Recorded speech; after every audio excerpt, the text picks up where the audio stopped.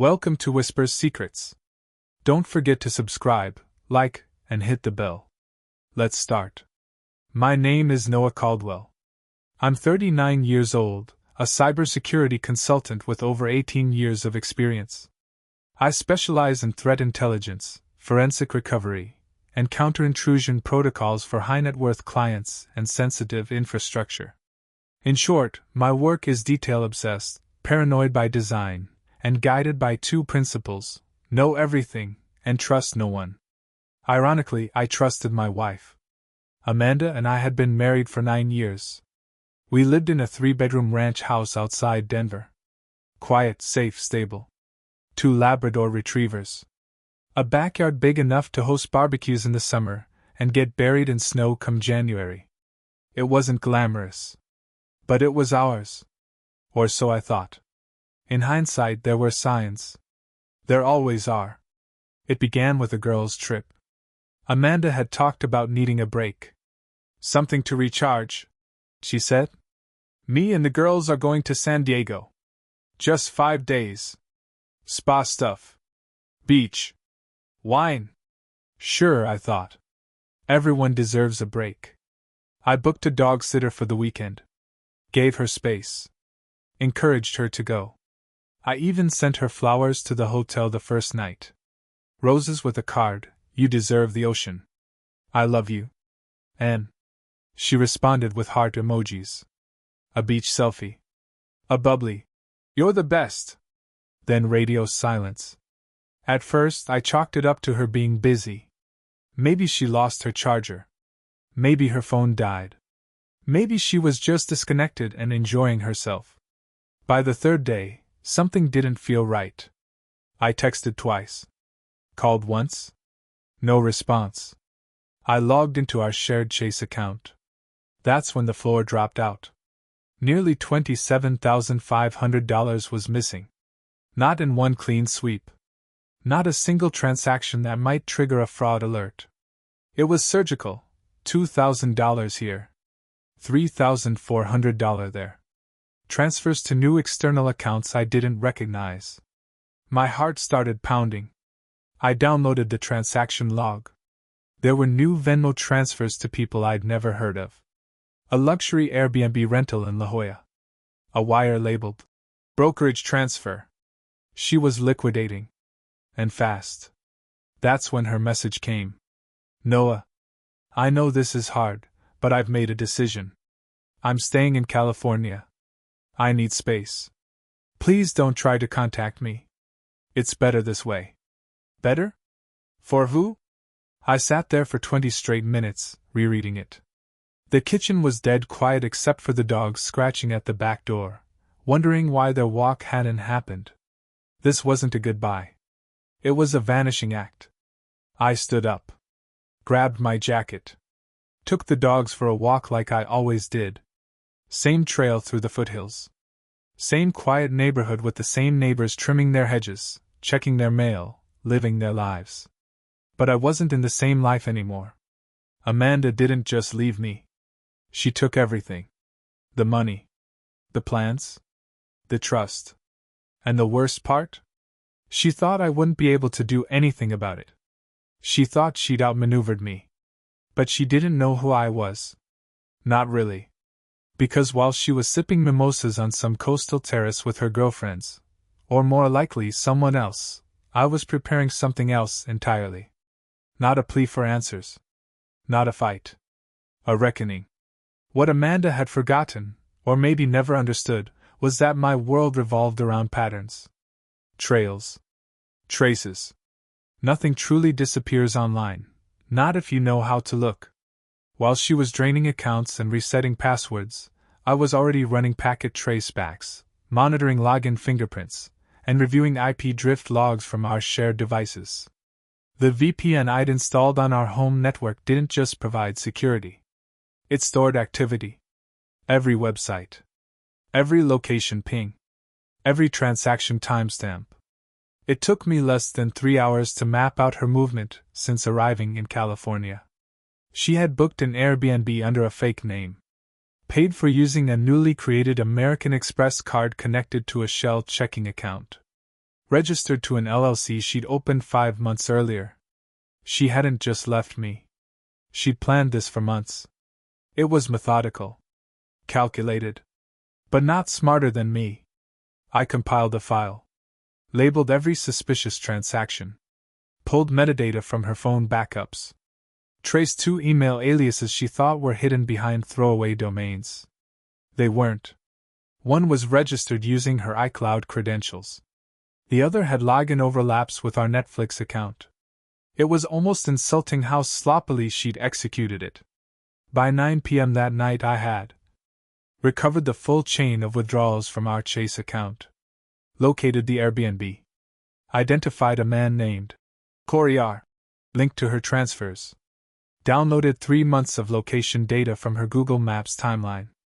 Amanda had started disappearing long before San Diego. I didn't confront her. Not yet. Confrontation meant reaction. I wanted control. So instead, I hired an attorney.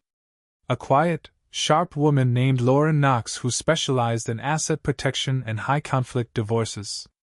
She thinks she's covered, I told her. Laura reviewed the file I gave her. She's not. Amanda had violated multiple agreements. Commingled business funds with marital assets. Used joint accounts to fund a hidden personal enterprise. Removed funds without consent in a manner that bordered on financial abuse. Colorado law wasn't on her side. Especially not with documentation. Especially not when your spouse happens to be a forensic consultant who knows how to extract evidence without triggering alerts. Laura smiled after scanning the materials. Do you want revenge? Or recovery? Both. Then give me 2 weeks. While Laura moved through the legal channels, I kept watching. Amanda checked into another Airbnb in Carlsbad. Corey R. was with her. I had pictures. Screenshots. IP geolocation matches. I traced an IP ping from her new banking app to a device I had gifted her a year prior. The tablet she used for Kindle books. She never wiped it. It was still connected to our home Wi-Fi archive. Still pushing updates. I activated the microphone. Just once. Just long enough to hear her voice, laughing carefree. Talking about finally being free. I turned it off. I didn't need to hear more. I had what I needed. The next move wasn't legal. It was tactical. I reached out to the accounting firm Amanda had secretly hired for her business. Pretended to be a prospective client. Asked casual questions about LLC structuring and profit dispersal. They responded with a template email. But they CC'd Amanda. By accident.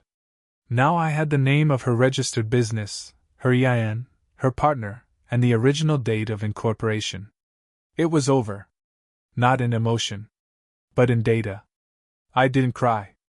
Didn't scream. Didn't drink myself into a spiral. I planned. With calm. With clarity. With every ounce of skill she'd never understood I had. Because I wasn't just a man abandoned. I was a professional. And she was about to learn what it meant to be found by one. I spent the next day in my office, not my work office, but the real one. The secure room I built in the basement when I first got into this line of work. Thick door. Triple encryption. Air-gap terminals. The kind of place that felt like both a war room and a sanctuary. I used it mostly for classified client recovery work, high-risk intrusion assessments. Now I was my own client. I poured coffee. Pulled up my dashboard. Loaded the file on Amanda. Step 1. Map the full scope. Laura was already working the legal end, asset protection orders, injunctions, financial audits. My part would be precision intelligence. If this was a battlefield, I wasn't going in guns blazing. I was going to disable every tool Amanda had, piece by piece, before she realized the fight had even started. The shell company she registered, Westlight Strategies LLC, was incorporated under a Nevada-based holding service. That made sense. Nevada is one of the most privacy-friendly states for corporate registrations. But privacy doesn't equal invisibility. And certainly not to someone like me. I purchased a report from a business registry scraping engine. It listed a physical mailing address for service of process. Not a P.O. box. An actual shared office space in Solana Beach. I noted it. Amanda had routed funds through 2 new bank accounts. One was at a local credit union, the other a fintech company I'd worked with years ago on a breach remediation. I still had a backdoor admin tool from that job.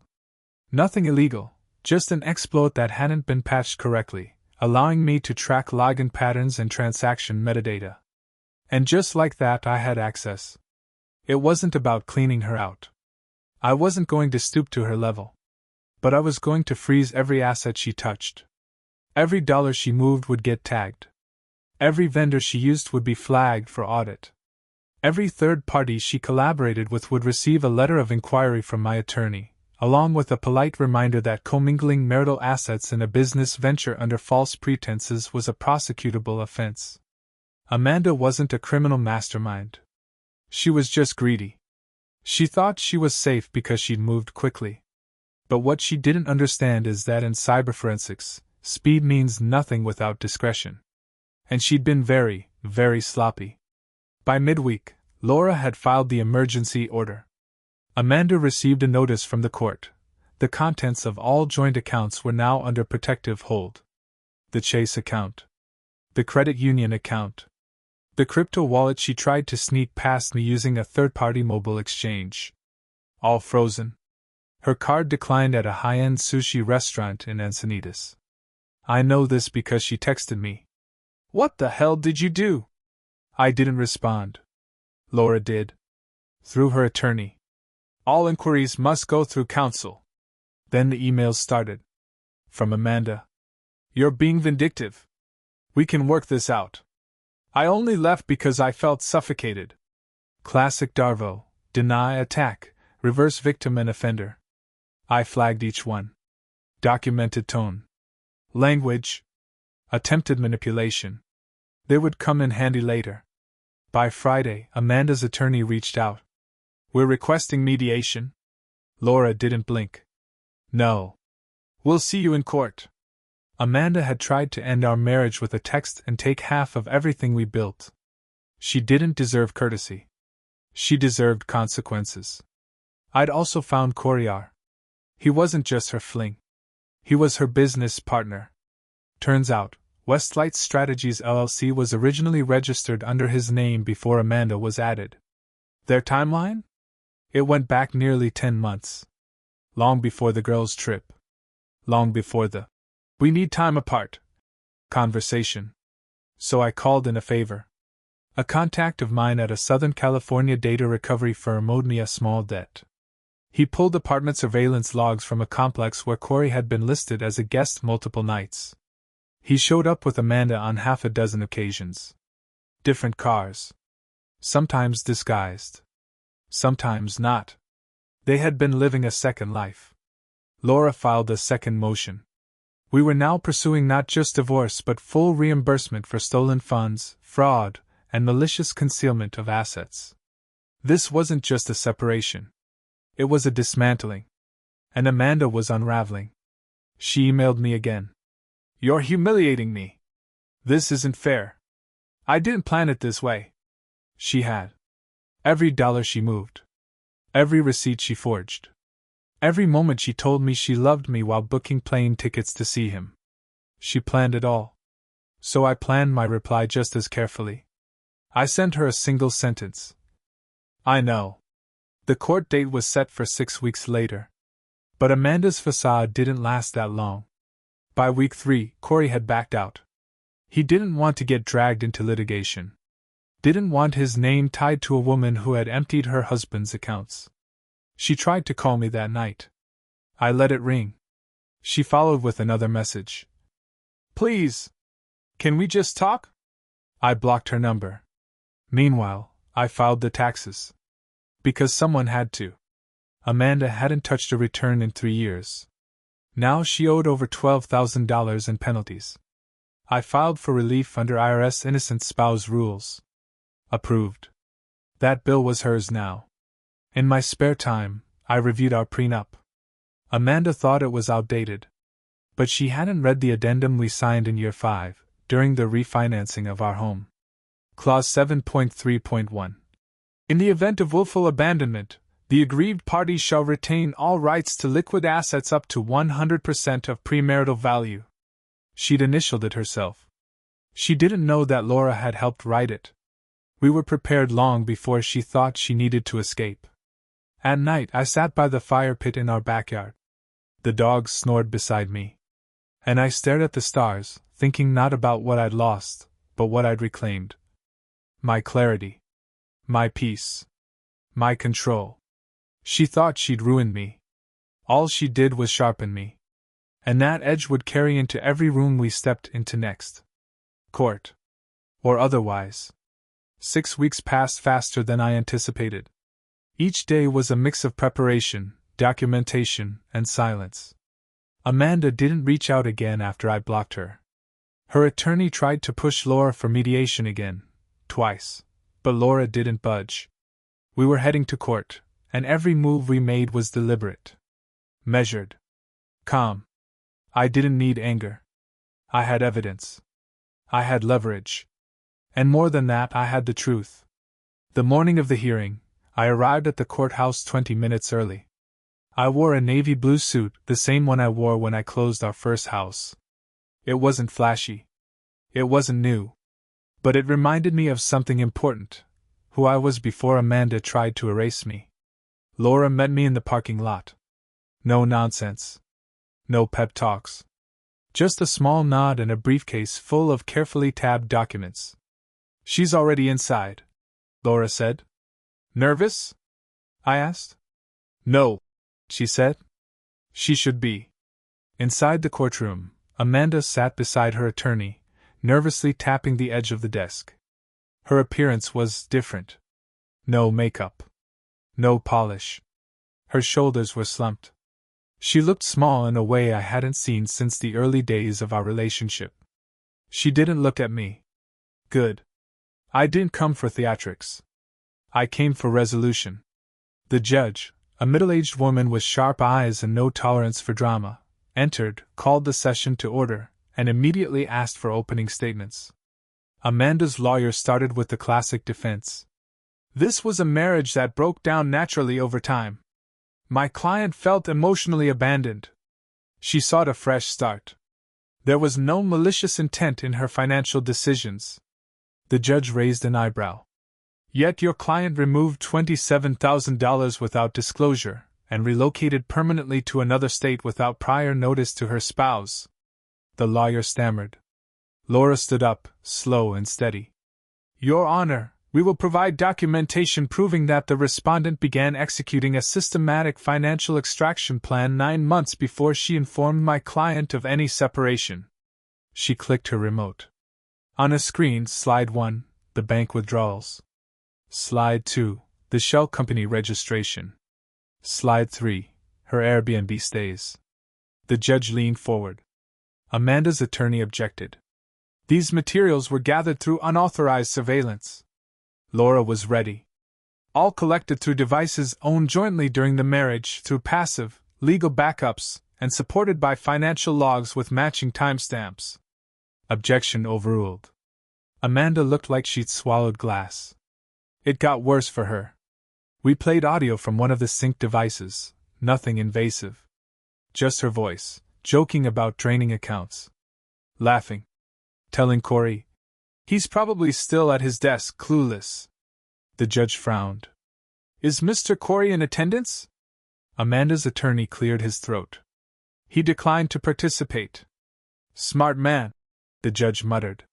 The rest of the day was a slow, deliberate unmasking. Laura presented screenshots, texts, emails, and logs. Amanda's timeline collapsed under the weight of evidence. She tried to speak at one point. "Your Honor, You will remain silent until called upon," the judge snapped. By late afternoon, the judge called a recess and asked both parties into chambers. Inside, it was just the judge, Laura, Amanda, and me. "I'm going to be candid," the judge said, eyes locked on Amanda. "You have no defense here." Amanda's mouth opened. "Don't," the judge warned. You don't need to dig the hole deeper. She turned to me. Mr. Caldwell, what are you seeking? Full financial control of all marital assets. Full reimbursement. Legal fees covered. I want nothing else. The judge nodded.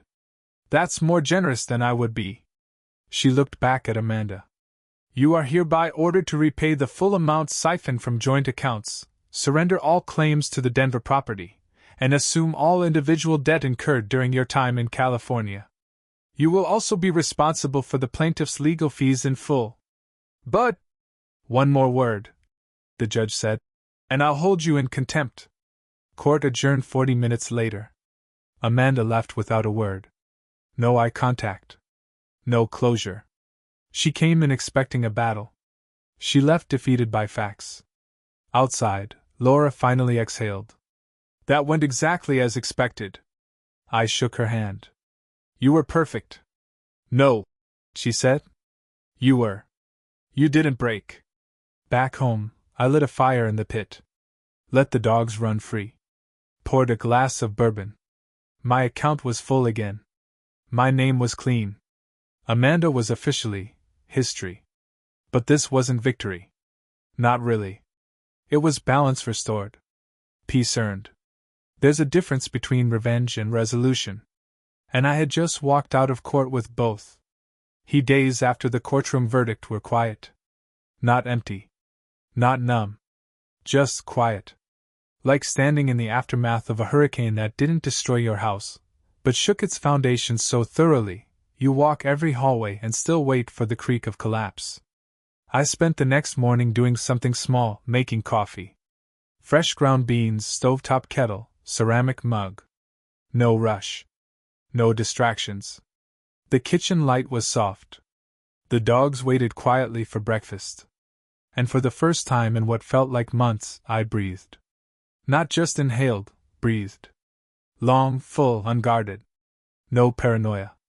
No contingency plans running through my brain. No wondering if the woman I loved was running out on me while sending kiss emojis from another state. It was over. And yet it wasn't.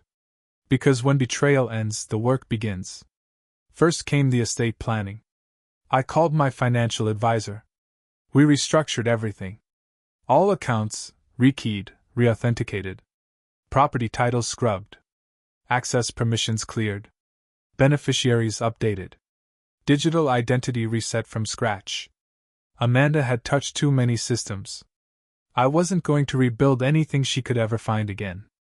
Laura had already filed liens against her remaining assets, which weren't many.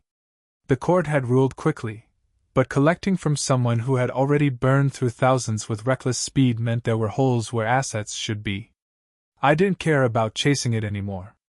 What I wanted was to clean the air. That week, I started getting messages from mutual acquaintances. Not friends. Amanda had largely isolated us from shared circles, but adjacent people. Didn't see that coming. So sorry to hear what happened. I always thought you two were solid. I ignored most of them. People always want the tragedy without the truth. They want the surface, just enough sadness to shake their heads and move on with their own business. But they don't want to hear the real story. That betrayal isn't about a single act. It's about erosion. Amanda had stopped being my wife long before she left. She just didn't have the courage to say it. I went back to work 2 weeks later. Remote. Steady. Focused. Cybersecurity doesn't forgive distraction. I buried myself in audits, threat simulations, sandbox environments. Ran breach tests on closed systems for 3 different clients in the medical device sector. Nothing glamorous. But clean. Code doesn't lie. Numbers don't pretend. Data either tells the truth or it doesn't. There was comfort in that. At night, I returned to things I had set aside. Books. Vinyl. Long walks with the dogs, unhurried and open-ended. The house didn't feel haunted. Just empty in some corners. Amanda's shoes were gone from the closet. Her perfumes from the bathroom shelf. Her favorite mug with the chipped handle, missing. I didn't replace them. I didn't throw anything away in anger. I just let them stay missing. People ask when healing begins. The truth is, it starts in fragments. Tiny acts of rebuilding you don't even notice. One day you wake up and realize you slept through the night without dreams of the person who left. One afternoon, you realize your playlist no longer skips the songs they loved. One evening, you pass by their favorite restaurant and don't flinch. Healing isn't an event. It's a slow reprogramming of trust.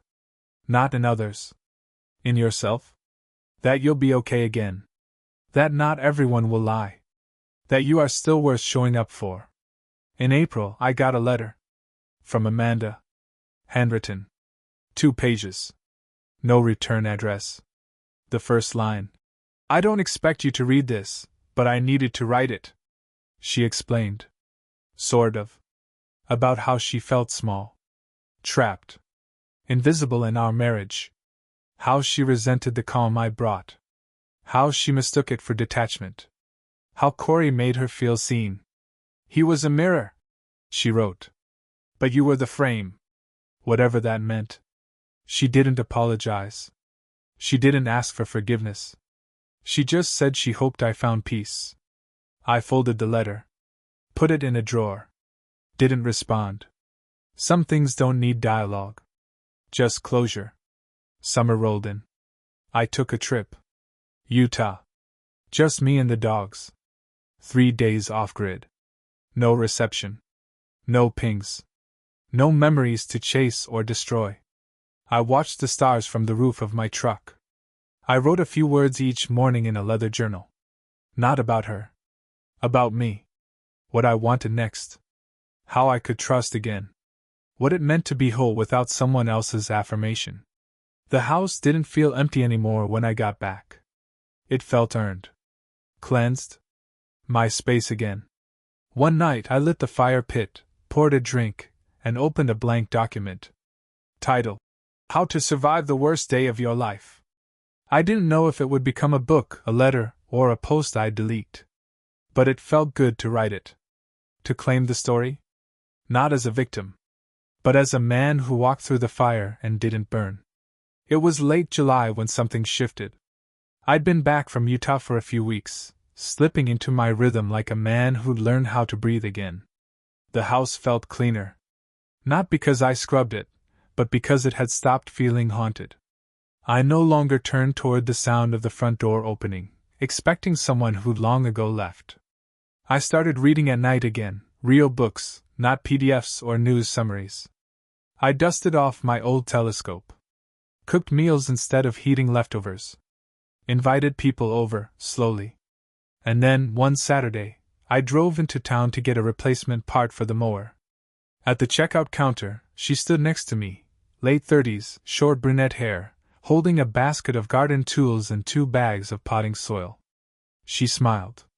Hot day for yard work. It always is when you put it off for a month, I said. She laughed. Nothing flirtatious. Just kind. I'm Rachel, she offered. Noah. We didn't linger. But there was a softness in her presence I didn't expect to feel so soon. The kind that doesn't press, doesn't assume. Just lingers in your thoughts after you've left the building.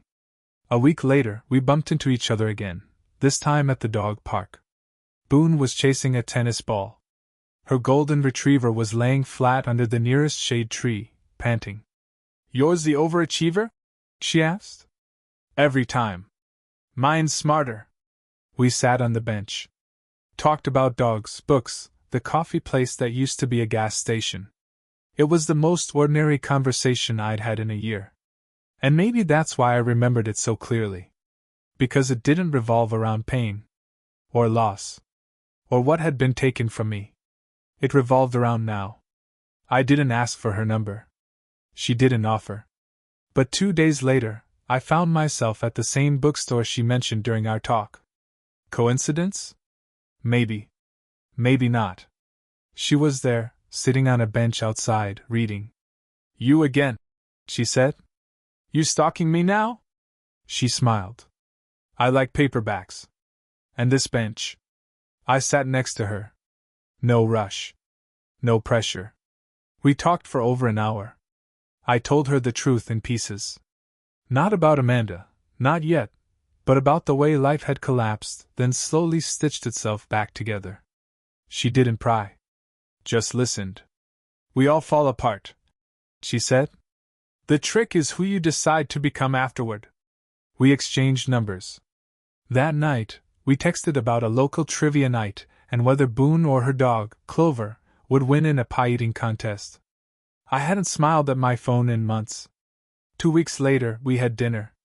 Nothing fancy, wood-fired pizza, picnic table, small music festival in the park. At some point, we stopped pretending we were just acquaintances. She told me about her divorce, 4 years ago. No drama. Just disconnection that turned into a slow, unspoken goodbye. I told her about Amanda. Not all of it. Just the shape of it. She left, I said. Tried to take everything. Didn't succeed. That's because you were still here, Rachel said. She just didn't see it. I didn't expect affection. But it came. Softly. Not through grand gestures or declarations. Through consistency. Texts in the morning. Shared playlists. Coffee dropped off at my porch when she knew I had a brutal audit day. A note tucked in the sleeve. You survived. Now you live. I didn't fall in love. I walked into something honest. And maybe that's rarer. I still had moments. Triggers. A certain perfume in a grocery aisle.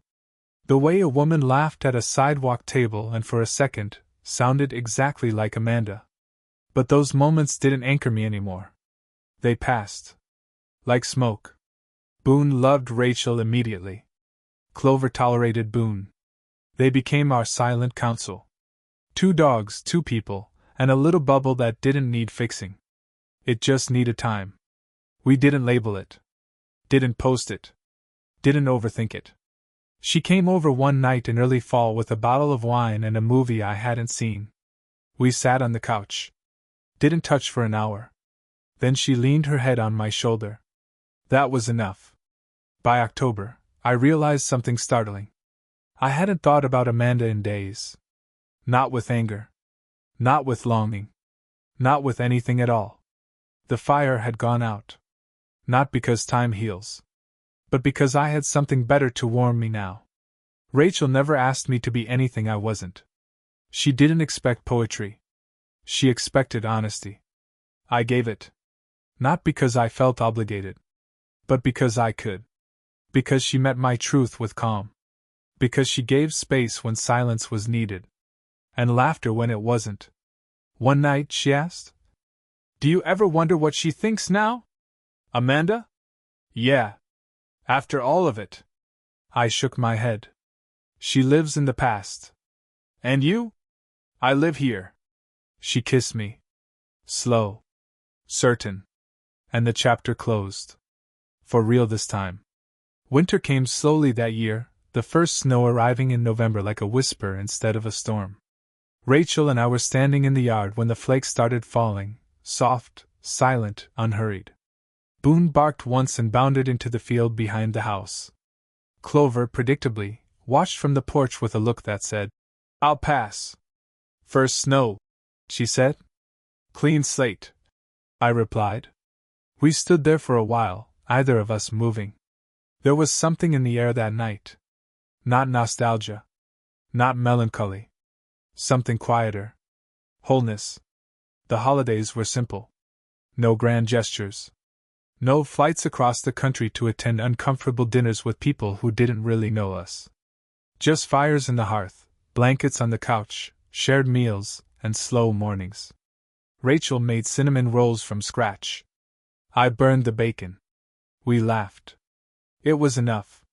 One evening in early December, I received a message request on Facebook. The name was familiar. Amanda. I stared at the screen. Message preview. Just wanted to say something. I didn't open it. Didn't need to. Some conversations die the second they're resurrected. Instead, I deleted the request and blocked her. Again. Not out of spite. Out of peace. The kind that protects what's been rebuilt. By January, Rachel and I had created a rhythm that felt effortless. Our dogs had reached an uneasy truce. Our furniture no longer felt arranged for one. We didn't rush into cohabitation, but our lives overlapped like two hands laced together, not forced, not clenched. Just right. Sometimes I'd find her reading in the corner of the living room, legs curled beneath her, sipping tea. Boone would be on her lap. She never told him to move. He never asked permission. They just understood each other. Like us. At night I'd write. Not for work. For me. Letters to no one. Reflections. Notes on healing. Trust. The strange stillness that follows survival. Somewhere around mid-February, I turned those notes into chapters. Then chapters into a manuscript. The title? After the Leaving. I didn't write it for Amanda. I didn't even write it for men like me. I wrote it because stories like mine are usually told as cautionary tales. But I wanted to tell one as a resurrection. Rachel read it over a weekend.